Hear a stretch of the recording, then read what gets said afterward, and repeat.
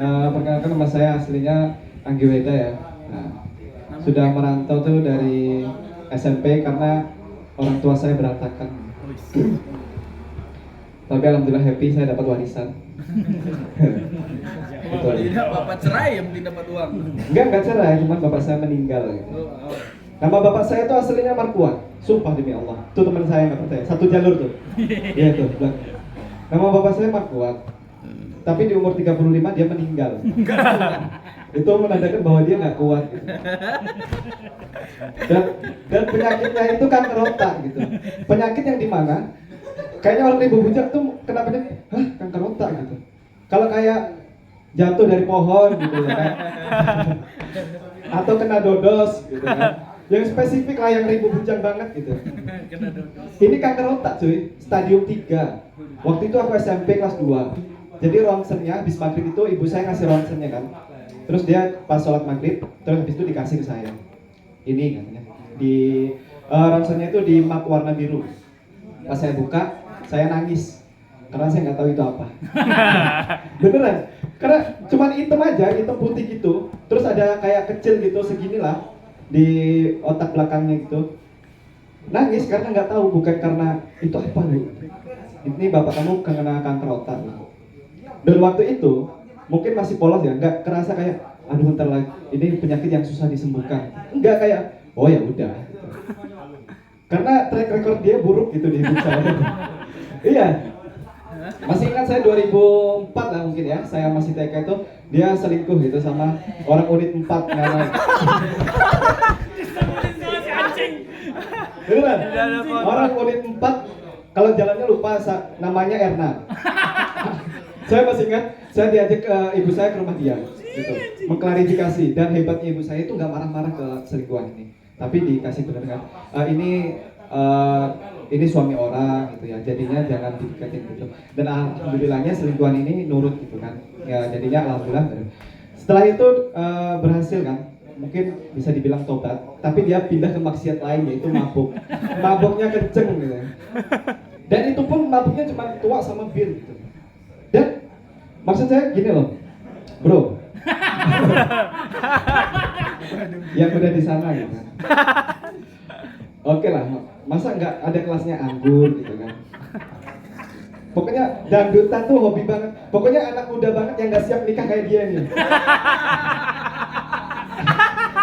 Itu di umur kurang berapa ya? Pokoknya bapak saya itu menikah di umur 21 lah. Bagus. Sama? Iya. Nah itu, sama-sama tolol. Cuman ini genrenya lebih religi. Iya kan? Pikirannya poligami gitu. Zina tapi islami gitu. Ya kan, dia masih dibungkus dengan kayaknya bagus poligami deh gitu. Kalau bapak saya ini emang udah ya gitulah anak. Pokoknya nggak siap untuk menikah gitu. Saya tuh kalau mau berangkat ngaji gitu harus nunggu orang di jalan gitu. Apalagi daerah jalan 23 unit 3 itu sepi gitu kan. Jadi ya kayak orang nunggu ojek gitu.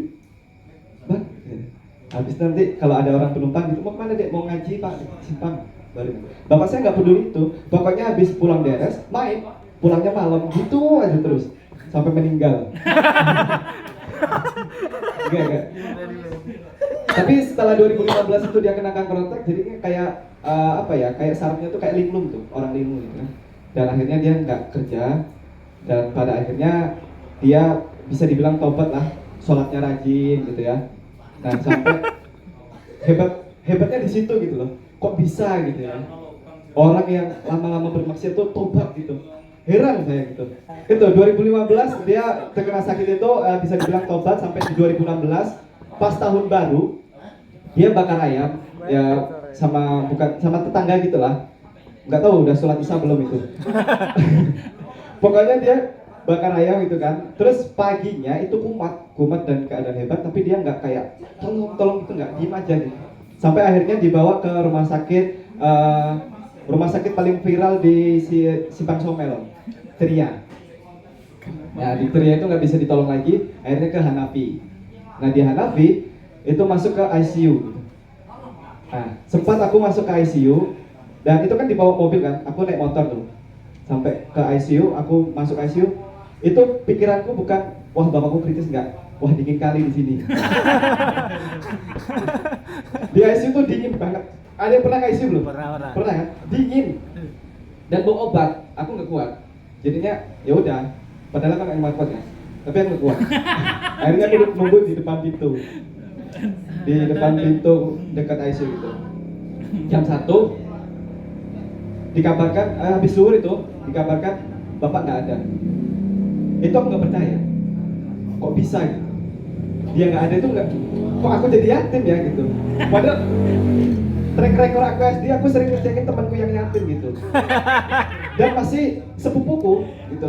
Jadi dulu ceritanya pas TK, bapaknya itu ke Sungai Buloh sama ibunya ini, namanya Budiman.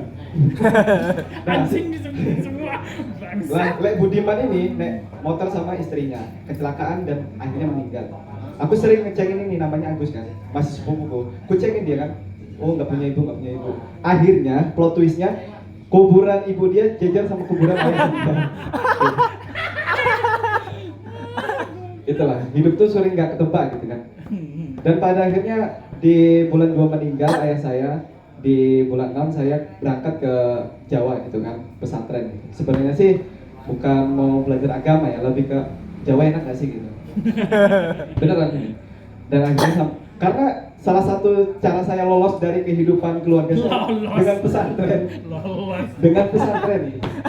Jebakan di gue. Iya, karena kalau misalkan saya mau sekolah SMK di Jawa, nggak mungkin dikasih kan. Nanti pikirannya, oh anak ini ngekos atau gimana. Kalau misalkan di pesantren kan, dia nggak mungkin berpikiran gitu. Akhirnya saya berangkat ke Jawa dan di pesantren. Di pesantren kan biasanya ada anak nangis-nangis gitu kan, ditinggal orang tuanya. Pas itu ibu aku nyium aku kan di dekat masjid tuh, masih ingat masjid pesantren. Aku dicium, terus ibu aku bilang, ibu pulang ke Jambi ya nak. Ya udah pulang aja, yang penting rekeningnya utuh. Dan rekeningnya alhamdulillah utuh, nggak dibawa pulang. Dan saya bahagia gitu ketika di pesantren, karena apa ya? Nggak asik aja di rumah gitu. Tapi saya bahagia punya teman-teman gitu kan dari berbagai daerah gitu. Sampai akhirnya di bulan pertama mungkin kan stok sabun, makanan tuh masih banyak, dan sampai akhirnya saya menjadi senior di pesantren. Mandi itu cuma pakai odol aja gitu. Pakai sikat gigi berangkat ke kamar mandi. Bener, berangkat kamar mandi gitu, nanti mintain ke adik-adiknya yang MTS gitu. Dek, minta odolnya dong gitu. Nanti pindah lagi ke sana gitu. Bahrul, minta samponya kan. Terus ada yang udah selesai mandi gitu. Mau kemana? Mau ke kamar bang, minjam sabunnya ya gitu. Gitu aja tiap 3 tahun aku kayak gitu. Jadi bukan maling tuh ya, lebih ke minjem. Jadi kalau ada yang sekarang TikTok yang ada dulu minjem 100, aku udah duluan, udah sering kayak gitu. Nggak kebalikan duitnya. Karena menurutku kalau udah minjem 100 tuh kayak terlalu dikit gitu. Minjem tuh 1 juta, karena itu bebannya kan dingin. Oh 1 juta yang harus dibalikan. Dan sampai sekarang faktanya ijazah MA saya belum diambil karena saya masih utang sama sekolah 2 juta. Beneran. Gitu. Sama sekolah, sama institusi utangnya. Iya. Sekolahnya swasta lagi, bayarannya mahal lagi. Nggak pernah masuk sekolah. Sekolah tuh 3 tahun pernah saya hampir 1 semester nggak masuk. Bukan karena bolos sekolah kemana gitu, nonton konser enggak, tapi tidur di masjid. Karena menurut pesantren itu tidur itu adalah bagian paling nyaman gitu. Karena bayangin jam 1 tidur, jam 5 harus bangun gitu. Dan kita harus punya waktu tidur yang lebih. Apalagi kita belum kebiasa dengan keadaan di pondok. Akhirnya aku tidur di masjid lah. Dan pernah ini beneran nggak bohong. Jadi ada teman saya, Galih namanya, sekarang udah di Mesir. Dia pernah mimpi basah di masjid siang-siang. Menurut aku, kok bisa gitu? Siapa sih yang dimimpiin gitu kan? Di masjid lagi. Untuk posisinya dia itu telentang kan, bukan tengkurap gitu kan. Emang gak najis, tapi itu kayak hal aneh aja gitu loh. Kok mimpi basah di masjid? Kok bisa gitu? Siapa yang dibayangin gitu? Masa Bu Supang sih guru kimia? Ada sih guru kimia saya janda gitu. Tiap hari punya marah-marah aja gitu. Usupan lagi. Namanya Bu Supar, dan suaminya meninggal juga karena kecelakaan. Beneran, suaminya meninggal karena kecelakaan, dan dia tuh cinta mati. Hampir 7 tahun ya. 7 tahun dari suaminya meninggal itu dia nggak pernah Cinta mati. Literally cinta mati. belum pernah menikah lagi gitu kan. Kalau bayangan dulu kan harus poligami gitu. Ini enggak. Dia itu 7 tahun menjadi janda. Mati nggak poligami. Poliandri kau. Menurut gue, Ngeblek. Bu Suparsi adalah hal yang hebat ya, karena kok bisa dia nggak nikah, kok bisa nahan sange gitu, selama 7 tahun lagi. Hal itu yang selalu saya bahas di kelas sama teman-teman gitu. 7 tahun nggak nikah cuy, kok bisa gitu ya? Bukan karena, mungkin kalau di umuran-umuran aku itu mikirnya gini loh, aduh nggak punya pacar gitu kan. Kalau nggak punya pacar tuh kayak nggak ada teman ngobrol, kayak hidupnya sepi, pengen nikah. Nah mungkin lo pikirannya segini kan dulu kan, akhirnya lo menikah dan insar kan. Aku juga di fase itu gitu kan. Terus pemikiran aku tuh nggak nyampe ke Bu Supar itu kayak 7 tahun nggak nikah, kok bisa gitu? Apa yang? Oh, check out Shopee dildo gitu kan? Kan nggak tahu sih. Nah itu karena kok bisa gitu 7 tahun nggak menikah setelah jadi janda gitu. Dan juga pikiranku, aku kan jomblo kan. Kalau dibilang fisik sih lebih mending ya kan daripada yang naik tadi. Enggak. Body shaming. Enggak, maksudnya kok bisa lah dapet cewek, tapi vibes ya, bukan file. Fine. Pas buat Typo tapi gimana itu? Jauh banget. kayak bener kata abang tadi, apa bang? Wajah tuh harus cakep, tapi harus kalau misalkan cakep tolong nggak apa-apa gitu kan. Menurut aku nggak bang. Kalau lo cakep minimal diajak ngobrol nyambung lah. Ada kan cewek cantik tapi diajak ngobrol nggak nyambung gitu. Aku paling kesel. Dan aku orangnya spontan gitu. Kalau aku nggak suka sama orang itu aku maki-maki. Iya. Ada cewek cantik tapi diajak ngobrol nggak nyambung gitu. Isinya kosong.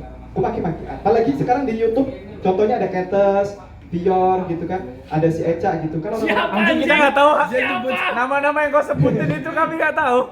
Di YouTube ada. Iya, Eh, kita. Nonton aja Takbot gitu. Suratmi juga ada di YouTube. Enggak gitu. Kalau Asri Welas kan ada isinya gitu. Ini cantik, cewek-cewek industri media sekarang kan Cina-Cina gitu kan. Cantik-cantik gitu. Tapi tolol gitu. Paling kesel aku nonton itu. Tapi aku nonton sampai akhir gitu. Tolol lagi. Dan itu plot twistnya aku tolol juga gitu. Nontonin orang tolol gitu. Dan aku katain tolol lagi. Nah itu yang aku paling benci cewek yang cantik tapi tolol gitu. Karena menurutku nggak seimbang gitu. Minimal tuh ada pengetahuan dikit lah kayak sejarah kopi luwak tadi kan. Minimal gitulah. Atau enggak kalau misalkan nggak cantik ya, sedih lah manis kayak mbak tadi tapi ada pacarnya tadi nggak berani ngomong. Nah manis gitu kan. Itu minimal diajak ngobrol nyambung gitu. Terus ada juga tipe cewek yang udah jelek, tolol, diajak ngobrol nggak nyambung, biasanya jualan boba. Anjing. Mbak beli bobanya mbak satu ya. Biasa yang, jualan. yang apa mas? Yang brown sugar, habis mas. Tiramisu, habis juga. Red velvet, habis. Terus mbak jualannya apa? Bobanya habis mas. Nggak bilang dari tadi anjing. Lokasinya deket Bank Mandiri. Nah, sering aku gitu lagi. Dan akhirnya pindah ke Taman Terpadu yang jual ibu-ibu. Alhamdulillah dia mudeng kan. Nah, gitu. Aku sadar sih aku jelek. Cuman kalau minimal kita jelek tuh ada value yang bisa diberikan ke orang lain. Jadi kalau misalkan punya, nah ini ada kan yang kata Juan ada cewek yang cewek cantik tapi cowoknya jelek gitu kan. Kok bisa gitu? Salah satunya faktornya mungkin value bisa dinilai dari pikiran dan harta. Iya kan? Kalau misalkan harta nggak punya minimal pikiran lah. Iya kan? Lu punya duit. Lu punya kuasa. Lu nggak punya duit, lu puasa. Gak usah nongkrong di kafe kayu. Waduh. Apalagi yang punya istri gitu kan. Pasti. Punya duit. Tapi aku sebenarnya takut menikah gitu. Tapi aku pengen menikah karena aku merasakan kesepian dari kecil gitu. Gak pernah dipeluk orang tua. Karena aku seringnya dipeluk Perindo. Yang punya hari kan. Kristen lagi gitu. Sekeluarga nyalon lagi. Iya benar. Nepotisme sekali. Aku sebenarnya takut menikah, tapi aku pengen punya pasangan yang bisa diajak ngobrol gitu.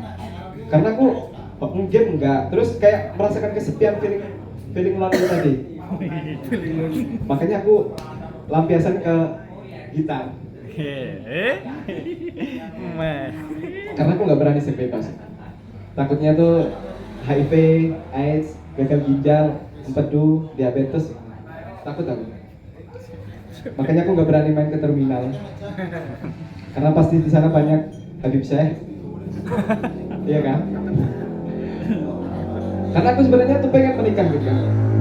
Kenapa aku pengen menikah? Karena dari segi dari finansial bisa lah tercukupi, punya warisan. Tapi kalau nggak bisa ngelola ya sama aja gitu.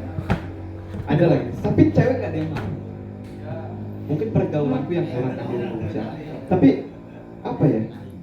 Aku nggak tahu kriteria cewek Rimbo Bunceng tuh nyarinya yang gimana? Yang motornya CB atau motornya Scoopy warna hijau 2018 Spesifik anjing. atau Genio yang model sekarang. Nggak tahu kan?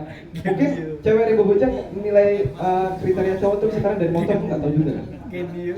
Apalagi kayak si Bas. Siapa Bas? Sorry. Motornya apa? Jupiter Remek. Pantes agak sama kita bang. Motor aku Jupiter 2010 lagi. Dan nggak pernah aku rombak. Nggak pernah aku kasih knalpot blong gitu, nggak pernah. Aku ganti baknya bak kopling harga 300 nggak pernah. Cuman aku ganti oli, gigi tarik, rem depan ada gitu, udah. Cuman pajak aja yang mati. Tapi bagus kan motor. Kok nggak ada yang mau sama aku? Kenapa gitu? Apa doa orang tuaku dulu ya? Kok bisa sampai kayak gitu? Apa aku kena karma bapakku ya? Heran juga aku. Kok bisa? Bapakku dulu cewek sana nempel, cewek sini nempel. Padahal motornya Megapro keluaran terbaru dulu, yang pertama kali keluar, warna hitam, dijual buat berobat harga 3 juta gitu. Pajaknya mati. Masih ingat tuh plat depan nggak ada. Kok bisa aku nggak punya cewek? Heran aku. Aku pernah coba main Tinder, Bumble, Omi, Waduh anjing. ya kan? Terus apa lagi ya? Tantan. Pernah aku coba main. Sama aja semua. Udah kali. Iyalah, kok hasil taruh. Hasil taruh. Iya. Tapi aku takut taruh, Bang. Tapi nggak cocok aja. Karena fantasiku tinggi. Takutnya dapet cewek yang cuma diem aja gitu. Kan kalau udah nikah kan, wah nggak enak pula cerai kan. Udah nggak enak pula mainnya, nggak enak pula cerai. Karena fantasiku tinggi, ukti tapi yang bisa goyang. Gitu. Tapi kan nggak mungkin kan, nggak mungkin dapet. Mungkin karena selera aku terlalu tinggi. Tapi setelah aku turunin selera di cewek-cewek yang biasa aja, tapi yang diajak ngobrol nyambung, juga nggak dapet. Gitu. Dan aku nyiar radio kan, aku pikir pas aku ngelamar jadi penyiar radio ada gitu yang nelpon gitu, cewek-cewek, ibu-ibu semua anjing bajingan, bapak-bapak lagi di kebun gitu kan, halo, iya mas, gitu, radio hit, passwordnya gitu, mau request lagu apa pak gitu. Nggak ada yang cewek-cewek masih muda kayak aku nengok di TikTok gitu kan, yang nelpon gitu, halo, suaranya kayak cantik-cantik. Ini nggak ada, bapak-bapak semua, sama ibu-ibu gabut aja, yang suaminya merantau dompeng gitu, udah. Nyesal juga kerja di radio karena yang nelpon bapak-bapak yang udah tua gitu, yang butuh obat gitu, yang yang pegalinu, yang diabetes, yang syaratnya mau mati tuh sakit lah. Gitu. Kan di radio kan juga jual obat herbal gitu kan, dan kami juga harus dipaksa untuk mempromosikan obatnya gitu. Jadi ya sasaran kami orang-orang tua gitu. Jadi nggak ada anak muda yang dengerin radio terus nelpon tuh nggak ada. Kalau ada pun umur 28, itu pun janda karena gabut. Dia beli paket nggak kuat, akhirnya dengerin radio. Iya kan? Radio kan nggak ada internetnya, akhirnya dia gabut dengerin radio gitu. Dan gitu, aku pernah ditelepon kan sama ibu-ibu gitu, ditawarin sama sepupunya gitu. Akhirnya dia nge-add Facebook radio lah gitu kan, namanya Anjing ini nyebut merek terus bangsat. orang Ibu Ilir lah, Blok F gitu. Aku dikenalin sama sepupunya gitu. Ku tengok lah sepupunya. Wah, nggak mungkin. Nggak mungkin. Bukan karena jelek ya. Kayak nggak pantas aja gitu. Cantik, tapi nggak pantas aja gitu. Tahu ya nggak pantas? Ya karena sekolahnya di SLB Jalan 11. Anjing. Dia bener cantik gitu, fisiknya nggak cacat, cuman bisu aja gitu. Bayangin aku pacaran harus belajar dulu bahasa isyarat gitu kan. Kan susah gitu, mending aku sama orang sumbing lah. Daripada orang bisu gitu kan. Kayak, ya, halo, assalamualaikum gitu. Kan masih jelas gitu kan kalau teleponan. Coba kalau teleponan sama orang bisu, gimana coba? Paling video call. Sedangkan video call itu pun juga harus pakai bahasa isyarat dulu. Berarti harus pakai toksis dong.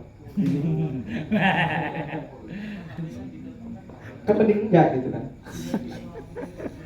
Dan aku juga sebenarnya nggak tahu arah hidupku mau kemana ini.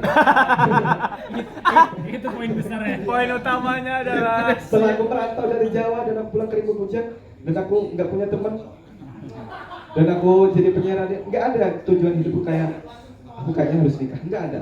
Karena nikah juga pastinya butuh biaya. Bang, dulu biaya nikah berapa Bang? 10 juta. Udah semuanya? Belum. Tuh, belum. Utang aku laku aja masih 400. Aku laku. Pinjol. Itu gara-gara aku kepepet. Slat. Karena aku nggak ada kerjaan gitu kan. Sawit lagi terai gitu kan. Pinjol lah itu. Karena aku bayangin pernah diajak nikah gitu kan sama kenalan gitu kan. Adalah orang UIN Jambi gitu kan. Namanya siapa tuh? Siapa Mana? namanya tuh? Ya, dia orang Siapa Tebu Ulu. namanya tuh? Ratu Solihah. gampang untuk dipancing. Dan aku pernah diajak nikah sama dia gitu. Tapi aku masih takut. Karena dia bilang, udah gak usah pikirin biaya gitu. Nanti kita cari bareng-bareng. Tai nggak? Iya. Tai. Karena yang pusing tetap aku. Temen aku dulu ada kerja yang di Cirebon. 9 tahun dia pacaran dari MTS sampai dia kuliah, sampai dia kerja. Nikah, cuma 6 bulan, cerai. Namanya siapa namanya? Namanya siapa tuh? Ayolah. Pokoknya dia cerai lah gitu. Orangnya nggak ada di sini namanya Eka. Nggak, sampai sekarang aku nggak tahu permasalahan dia cerai, nggak tahu kenapa. Tapi 6 bulan dia menikah, cerai gitu. Menurutku itulah adalah hal yang sia-sia gitu. Mending ta'aruf, meskipun istrinya ke abang ini, daripada pacaran lama-lama gitu. Karena nanti di fase pacaran lama-lama kita akan merasakan bosan dan itu ada efek untuk selingkuh gitu. Nah kayaknya aku pengen nyobain cewek lain lah. Iya kan? Pasti kan gitu. Dan ini dia 9 tahun, kuat gitu. Nahan nafsunya. Hebat lah dong. Aku juga kuat gitu kan. Dan aku juga, nih pacaran sama dulu mantanku ada orang Lampung. Siapa namanya tuh? Orang Lampung tuh. Kembar kan, kembar gitu. Siapa namanya tuh? Gak usah. Nah itu kan dia aslinya orang Merangin gitu kan. Aku dulu suka Merangin. Jauh. Dan kami pacaran. Orangnya posesifnya gini. Kalau aku nggak ngechat, dia Dia marah. chat. Tapi kalau misalkan aku ngechat, dia juga marah gitu.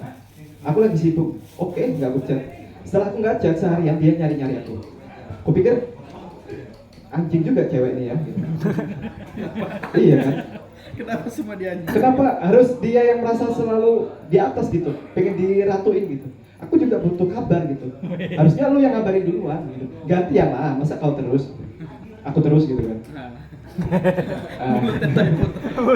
Setelah itu kan, aku pernah nggak ngechat seharian. Dia nanyain kabar aku, kamu kemana aja kok ngilang? Terus jawab lah, harga diri cewek coy, cowok coy. Harga diri cowok kan tinggi gitu kan. Udah mulai tai. Ya, aku bilang lah, udah mulai capek. Udah mulai capek dia. aku bilang lah, jangan tanyakan aku kemana, tapi tanyakan aku pada hatimu seberapa pentingkah aku di hidupmu. Tutup jus selesai.